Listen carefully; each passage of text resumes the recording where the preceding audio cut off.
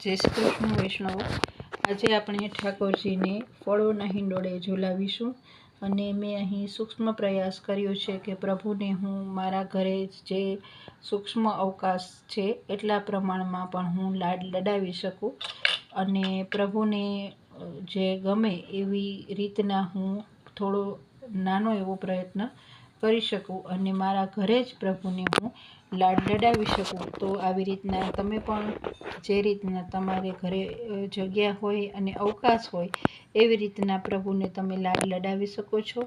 નાની જગ્યામાં પણ પ્રભુને આપણે થોડી પણ જેટલી જગ્યા હોય એટલા પ્રમાણમાં પણ આ પ્રભુને આપણે કરી શકીએ છીએ, લાડ લડાવી શકીએ છીએ। તો હવે આપણે એની તૈયારી જોઈ લઈએ। મેં અહીં પોપટી કલરનું કાપડ જે ડિઝાઇનવાળું લીધું છે એ પાથર્યું છે અને જે પ્રભુને પધરાવવાનો પાટલો છે એની ઉપર પણ એક કપડું મેં ધરાવ્યું છે અને હવે જે આપણે તૈયારી કરવાની છે તે જોઈ લઈએ। આજે આપણે રાસબરીના ઝૂલા ઠાકોરજીને ઝૂલાવીશું અને એના માટે જે આપણે રાસબરી છે એમાં ટાંકા લેવાના છે અને જાડો દોરો પણ સાથે આપણે જોઈશે। હવે જે રાસબરી છે એને ટેકવવા માટે આપણે કોઈ પણ કપડાનો પટ્ટો બનાવીને ધરાવી શકીએ છીએ। મેં અહીં લેરિયાનો મલ્ટી કલરનો પટ્ટો લીધો છે અને એની સાથે હું ટાંકા મારી અને રાસબરીને ફિક્સ કરી રહી છું। રાસબરી વજનમાં થોડી હોય છે એટલા માટે વધારે ટાંકા લેવા પડે તો લેવા જોઈએ અને એમાં જરૂર પડે તો તમે જાડા દોરાથી પણ વીંટી શકો છો।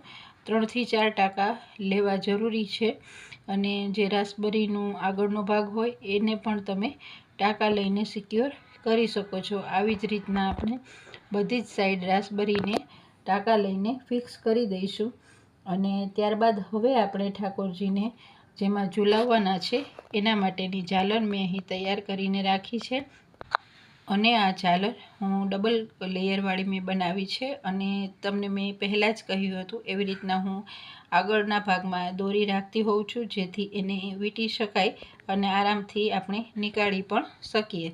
હવે અહીં મેં પ્રભુને ઝુલાવવા માટેનો ઝૂલો તો તૈયાર કરી લીધો છે અને હવે આપણા પ્રભુ પણ એમાં બિરાજી ગયા છે અને અષ્ટસખાઓ પ્રભુ સમક્ષ ગાન કરી રહ્યા છે અને ફળોની ટોકરી પણ મેં અહીં પ્રભુને ધરાવી છે અને મોર પોપટ પ્રભુની સમક્ષ ધરાવ્યા છે।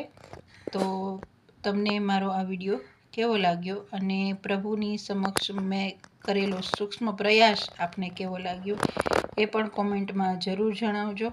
તમે પણ નાની જગ્યા ભલે હોય તો પણ પ્રભુને તમારાથી બની શકે એટલા પ્રમાણમાં તો આ સેવા કરવી જ જોઈએ। આ દિવસો આપણી ખાસ પ્રભુને સેવાના દિવસો છે તો તમે પણ લાભ લો અને અન્ય વૈષ્ણવજનોને પણ આ વિડીયો ફોરવર્ડ કરો કે જેથી એમને પણ નવા નવા હિંડોળાની જે તૈયારી હોય એના આઈડિયાઝ મળી શકે।